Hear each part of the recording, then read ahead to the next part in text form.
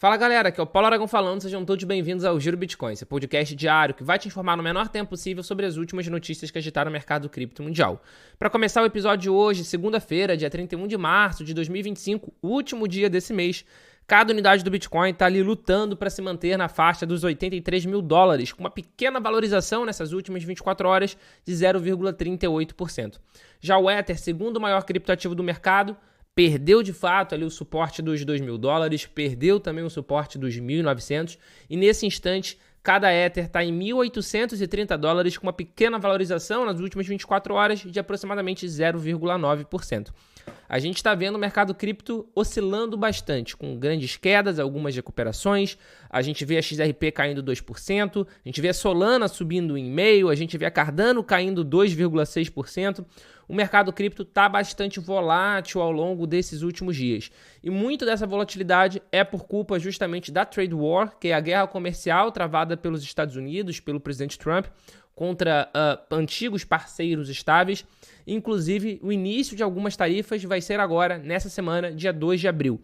Então, o mercado está bastante volátil, os investidores estão ressabiados e a gente está conseguindo ver um fluxo muito grande do dinheiro da renda variável, tanto para liquidez, para o cash, quanto para renda fixa e até mesmo para o ouro, para o metal precioso ouro. Então, o mercado cripto está bastante volátil e está difícil a gente conseguir prever o que vai acontecer nesse curtíssimo prazo, nos próximos dias. Mas, sem sombra de dúvida, uma tendência seria uma queda, caso de fato se confirme o início dessas tarifas, das aplicações dessas tarifas agora nesse dia 2 de abril, ao longo dessa semana. E a gente consegue ver esse início de movimentação por parte dos investidores de retirar o capital de renda variável por alguns fatores. Por exemplo, o ETF de Bitcoin Spot, na última sexta-feira, a gente teve uma saída de 1.611 BTC. A gente teve um outflow de 1.611 Bitcoin. Mas, de qualquer maneira, a gente conseguiu, mesmo com essa saída da sexta-feira, fechar a semana no positivo. A 13ª semana do ano fechou no verde, fechou com um inflow de 2.002 unidades de BTC compradas pelos ETFs. Algo positivo de uma forma geral e que foi liderado naturalmente pelo ETF de Bitcoin Spot da BlackRock. Se a gente teve saída na última sexta-feira no ETF de Bitcoin Spot, a gente não pode falar o mesmo de forma surpreendente do ETF de Ether Spot. O ETF de Ether Spot, pela primeira vez em um longo período de tempo, foram mais de 10 dias consecutivos de outflow, de saída, mas na última sexta-feira, dia 28, a gente teve um inflow de 2.346,71 unidades de ETH, o que em dólar americano dá cerca de 4,7 milhões de dólares. Uma entrada pequena se comparada às saídas que a gente estava vendo, mas de qualquer forma é uma entrada importante para quebrar um pouco a sequência negativa. De vez em quando, mais importante do que o valor é o simbologismo, e pelo menos quebrou a sequência negativa que a gente estava vendo nos ETFs de Ether Spot há muito tempo.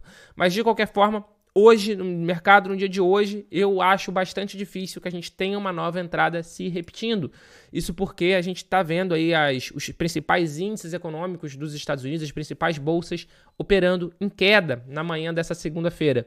O mercado abriu há cerca de 1 hora no horário americano e nesse momento o S&P 500 está com uma queda de 0,8%, a Nasdaq está com uma queda de 1,8%, Dow Jones está operando praticamente estável, mas em queda de 0,1%. Enquanto isso, a gente tem aí o petróleo subindo, a gente tem o ouro subindo. Então, de qualquer forma, eu acho bastante improvável que a gente tenha uma entrada, pelo menos no ETF de Ether Spot ao longo do dia de hoje. Naturalmente, a gente vai acompanhar de perto e vai trazer aqui para você no Giro Bitcoin.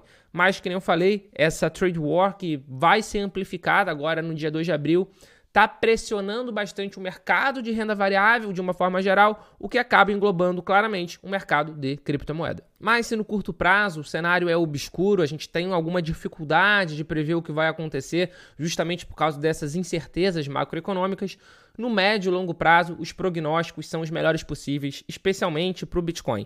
E diversos analistas, diversas empresas de análise corroboram essa opinião. E segundo um sócio de uma consultoria financeira focada em tecnologia, da Architect Partners, ele acredita que até 2030, uma em cada 4 empresas do índice S&P 500 deterá Bitcoin.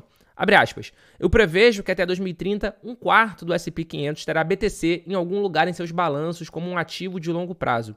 Se você tentou e funcionou, você é um gênio. Se você tentou e não funcionou, ao menos você tentou. Mas se não tentou e não tem uma boa justificativa, seu emprego pode estar em risco. Vale ressaltar que atualmente a Strategy é a maior detentora corporativa do Bitcoin entre as 89 empresas de capital aberto que possuem Bitcoin em seus balanços.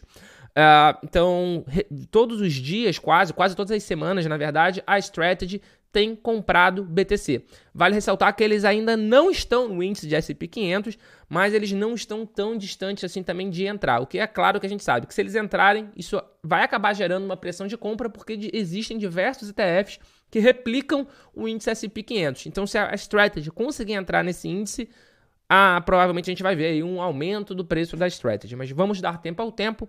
A Strategy, por sinal, que ao longo desses últimos tempos tem comprado Bitcoin quase que semanalmente, e eles fizeram de novo. A Strategy anunciou no dia de hoje que investiu quase 2 bilhões de dólares em BTC. Então, se a gente abrir o site da Strategy, a gente consegue ver que eles compraram 22.048 BTC, com preço médio de 86.969, e com isso eles alcançaram a marca de 528.185 Bitcoin. Então a Strategy tem se consolidado de uma vez por todas como a maior detentora corporativa de BTC, e eles estão criando um exemplo mundial. Diversas empresas ao redor do mundo têm comprado Bitcoin como um ativo de tesouraria, para colocar em sua tesouraria pensando no longo prazo, pensando em valorização futura. Inclusive, a Mara Holdings planeja uma grande oferta de ações de 2 bilhões de dólares para comprar Bitcoin. Mas a Mara Holdings é um pouco diferente da Strategy. Por quê? Porque a Mara Holdings ela é uma empresa de Bitcoin, porque ela é uma empresa de mineração de Bitcoin. E ela está planejando vender 2 bilhões de dólares em ação para comprar mais Bitcoin, justamente como parte de um plano que lembra a estratégia do Michael Saylor da Strategy de emitir dívida conversível em ação para aumentar a quantidade de BTC que tem. A Mara Holdings é a empresa que antigamente era conhecida como Marathon Digital. E eles estão com essa ideia de fato, imitar, copiar a estratégia de valorização das stocks, da ação da MicroStrategy, que é uma estratégia que tem se mostrado uma ação bastante vencedora. Então a gente tem visto aí grandes empresas, os institucionais, de fato, mergulhando cada vez mais no Bitcoin, cada vez mais nas criptomoedas. Por isso que a gente fala que nesse instante os prognósticos são os melhores possíveis. Grandes empresas comprando Bitcoin, a gente vê um grande aumento do número de empresas também listadas em bolsa, até empresas menores, mas listadas em bolsa, comprando BTC como um ativo de futuro. Não necessariamente empresas do setor de tecnologia, mas empresas de outros setores também comprando, pensando numa valorização, numa proteção de capital. A gente vê países começando a debater a questão de reserva estratégica de Bitcoin, o que na minha opinião já está acontecendo de as portas fechadas, ou seja, eu acho que já tem países comprando e não divulgando. Os Estados Unidos divulgou que criou essa reserva estratégica de Bitcoin. Então, para mim, assim, os prognósticos para o Bitcoin, pelo menos, são os melhores possíveis, pensando no longo prazo. De novo, no curto, médio prazo, ruídos acontecem, tudo pode acontecer. Mas no longo prazo, os prognósticos são os melhores possíveis. Dando continuidade ao episódio de hoje, e agora vindo aqui para o Brasil, o Conselho Monetário Nacional aprovou, na última quinta-feira, 27 de março, uma resolução que proíbe entidades fechadas de previdência complementar de investir em Bitcoin e criptomoedas com seus recursos garantidores.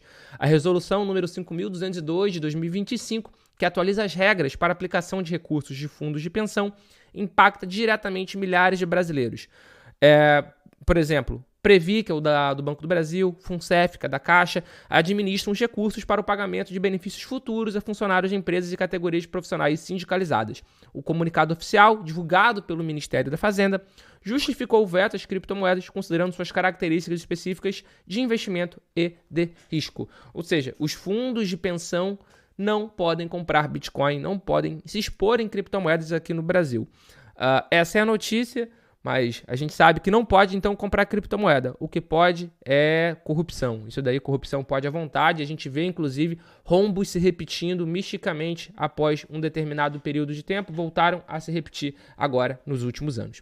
E para fechar o Giro Bitcoin de hoje, uma notícia que aconteceu ainda agora, foi divulgada ainda agora. O CEO da BlackRock, o Larry Fink, alertou que o dólar pode perder o seu status, o seu papel de reserva de valor mundial para o Bitcoin. E ele fala, inclusive, justamente da dívida americana, né? Do tamanho da dívida americana. Então, ele até colocou, se os Estados Unidos não colocarem os seus débitos, a sua dívida sob controle, a América corre o risco de perder a posição para ativos digitais, corre o risco de perder esse status de reserva de valor para ativos digitais, como o Bitcoin. E vale ressaltar que a BlackRock é a maior gestora de ativos do mundo e muito poderosa. A BlackRock, ela tem ativos, ela tem propriedades em absolutamente todos os lugares do mundo. E se o CEO da BlackRock está falando isso, é quase que uma profecia autorrealizável. Não sei se o dólar vai chegar a perder de fato o seu status de reserva de valor global. Eu, sinceramente, até acho que não, pelo menos nos próximos 20, 30 anos. Mas, de qualquer forma, o Bitcoin, sem sombra de dúvida, vai ganhar cada vez mais importância no mundo todo. E, de novo, se a BlackRock está falando isso, é quase que uma profecia autorrealizável. Esse foi o Giro Bitcoin de hoje. Se você chegou até agora aqui no episódio, você já sabe. Deixa o seu like, se inscreve no canal se ainda não for inscrito, compartilha no seu grupo de WhatsApp de cripto, no seu grupo de Telegram de cripto e não deixa de seguir o podcast. Isso ajuda muito a gente, isso faz com que o podcast, com que os episódios sejam entregues para cada vez mais pessoas. Esse foi o Giro Bitcoin de hoje e a gente já tem um encontro marcado aqui no nosso episódio de amanhã. Valeu!